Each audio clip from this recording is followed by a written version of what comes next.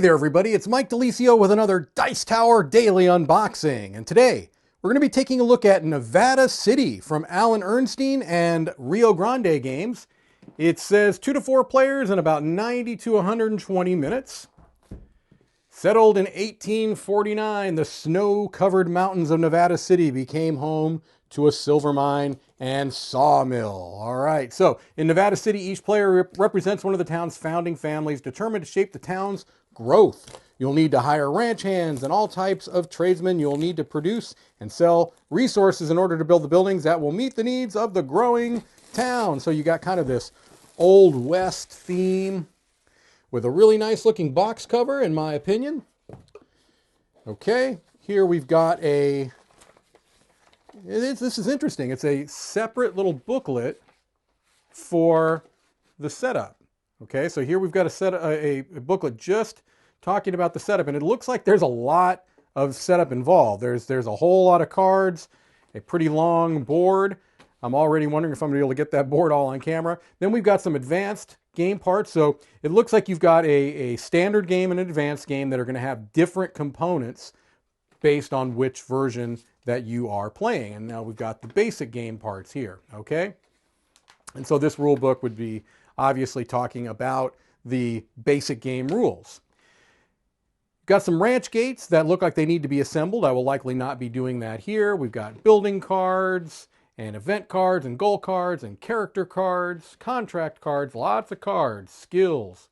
The goal of the game, players represent leaders of fictional families from the Old West. Most victory points wins. Nevada City is usually played across 4 years with multiple rounds per year. Here you've got the summary for all of the aspects of the game, the preparation, the action rounds, and the cleanup, with more examples and more detailed examples of each. Then you've got the end of game and some examples, which is always nice. All right, let's take a look at the components. Here we've got a market board, okay, and it looks like this is going to be based off a player count, I would imagine anyway. And here you've got, I'm going to zoom out a bit because this looks like we're going to have quite a bit of real estate we're dealing with here, okay?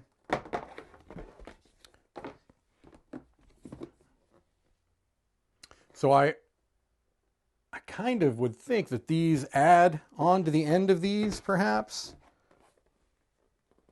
Something along those lines. Yeah, like, because here you've got contract card 1, contract card 2, worker 3, worker 4. So yeah, this just kind of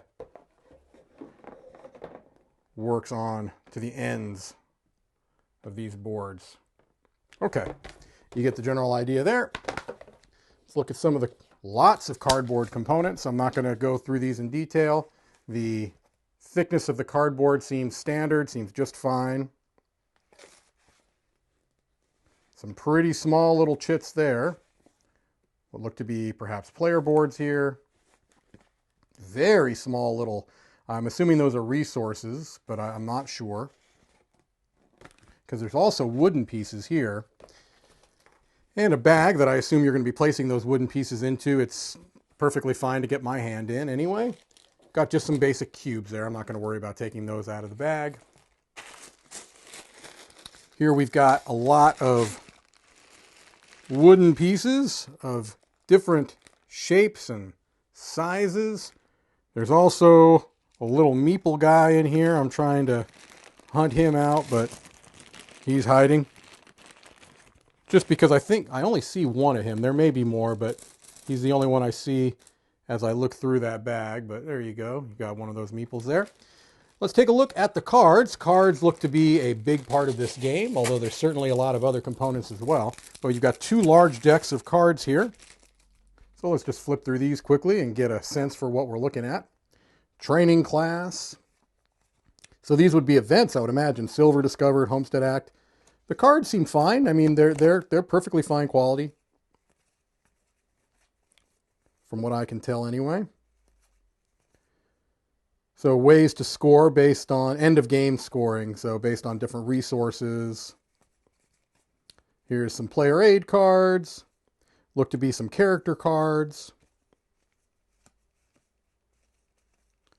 Got a pretty distinctive art style here. Lots of character cards.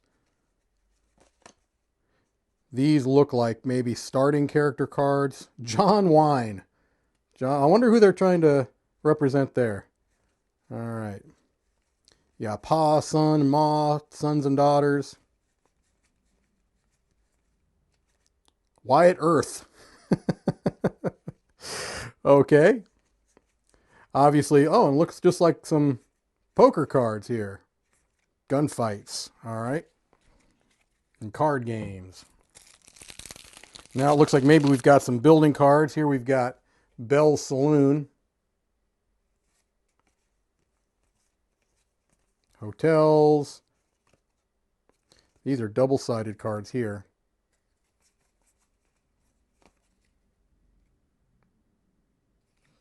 Okay. Just giving you a quick idea on these contracts here.